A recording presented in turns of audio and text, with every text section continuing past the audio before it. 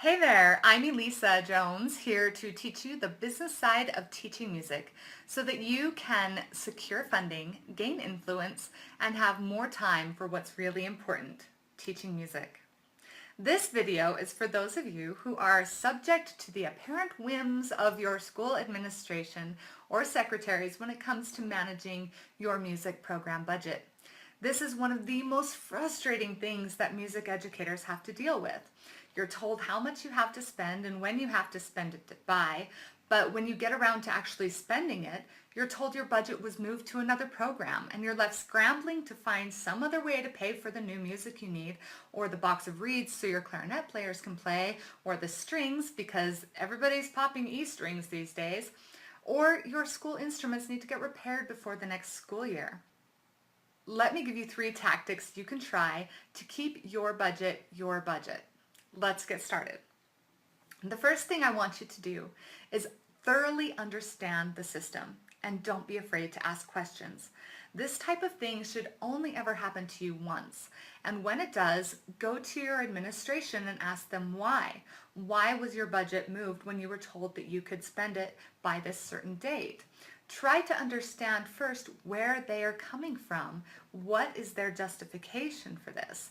Then be brave enough to tell them exactly how it affects not you, but affects your students, affects your effectiveness to teach your students when your budget is taken away. What are the consequences the school and the community are having to face because of your budget being mismanaged? Okay.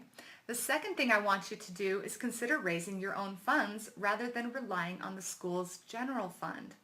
See if you can get a separate account in the accounting system where the money that you raise for your program can go.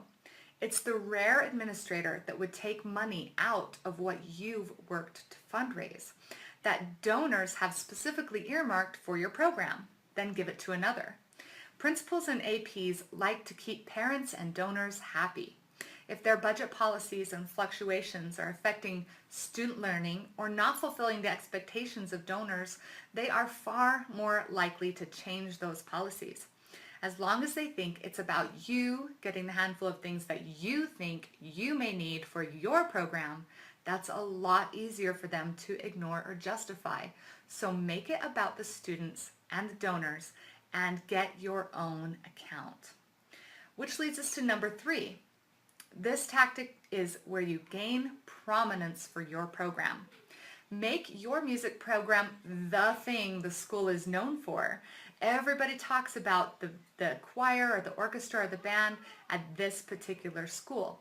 This may mean getting outside of your comfort zone and doing some promotion. It could be as easy as sending out a press release to your local media outlets for your next performance or concert, or as complex as running a full marketing campaign. But any way that you do it, get your music students in front of big public audiences. Make a big deal about how supportive your administration is of your music in your school.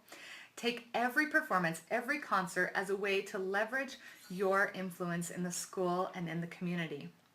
Now, why do you want to do this? Because again, it's going to be hard for administrators to overlook the needs of your program when your program is in the spotlight, when your kids are gaining notoriety and publicity for your school, when the public recognizes the school for your music program. That's going to give you a lot more influence over the funding and how it's distributed. So 3 things, quick review. Understand the system. You can't fight a foe you don't know. Raise your own funds and leverage your music performances to gain notoriety for your school. Give these a try and let me know how it works for you. And if you've had this issue in the past and have discovered other solutions that work, I would absolutely love to hear from you. Share it with me on Facebook or shoot me an email. Until next time.